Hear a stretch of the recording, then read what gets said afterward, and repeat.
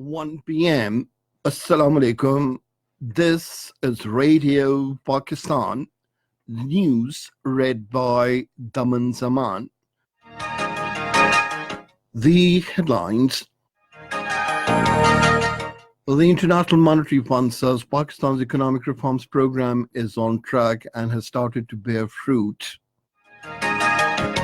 The Special Assistant to the Prime Minister on Information says strong institutions are imperative for the country's progress, promotion of democracy, and welfare of the masses.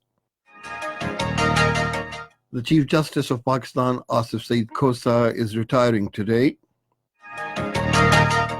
In India, 3 more people were killed in police firing as protests against the controversial citizenship law continue on the 10th day today. In now the news in detail.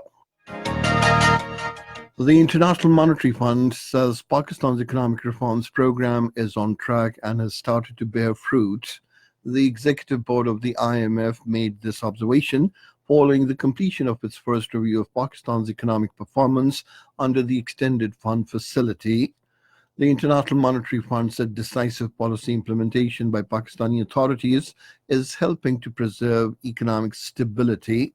It also noted the transition to a market-determined exchange rate has been orderly and inflation has started to stabilize, mitigating the impact on most vulnerable groups of the population.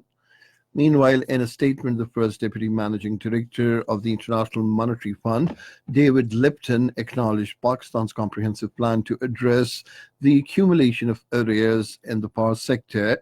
The completion of the review will allow Pakistan to draw about $452.5 million from the world lender, bringing the total disbursement to $1,440 million.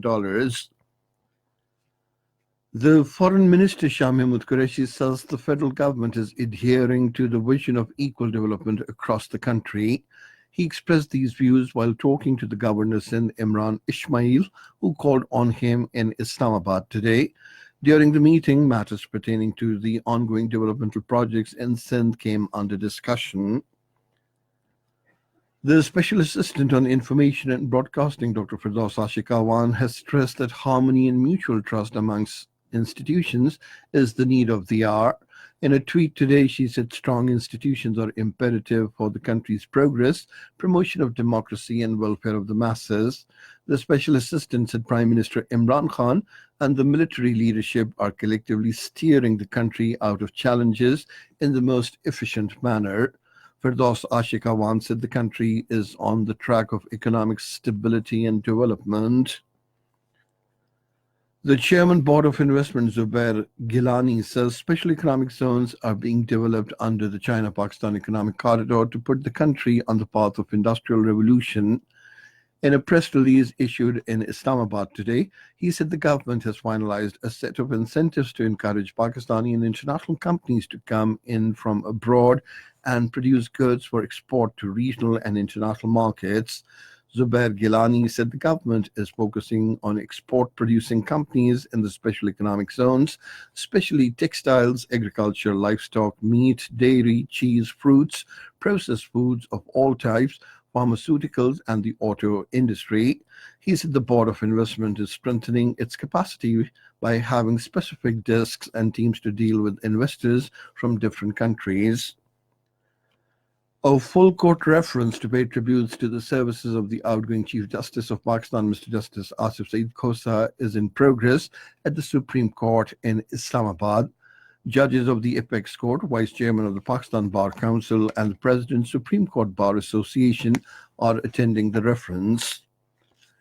In occupied Kashmir, uneasy calm and uncertainty continued to prevail in the Kashmir Valley as India-imposed lockdown entered the 138th straight day today. Restrictions under Section 144 are still in place amid massive deployment of Indian troops since 5th of August. In India, 3 more people have been killed by the Indian police firing as protests against the controversial citizenship law continue on the 10th day. The recent incident of brutal killing of civilians by the Indian police firing took place in Mangaluru and northern state of Uttar Pradesh. The fatalities brought the death toll to 8. A curfew has been imposed in Mangaluru city with schools, restaurants, and bars shut.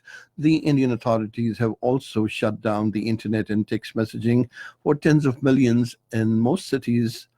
The Indian government has also banned gatherings across the country, including all of Uttar Pradesh and Bangalore, of the northeast and parts of Bihar, New Delhi, Hyderabad, and Chennai. And finally, cricket. On the second day of the second cricket test match against Pakistan in Karachi, Sri Lanka in the first innings were 170 runs for the loss of 6 wickets at lunch. Earlier, Pakistan in the first innings were all out for 191 runs. And that is the end of this news bulletin. For more news and analyses, log on to our website, radio.gov.pk. And you can also watch live video streaming of our bulletins on the link, facebook.com/Radio Pakistan News Official.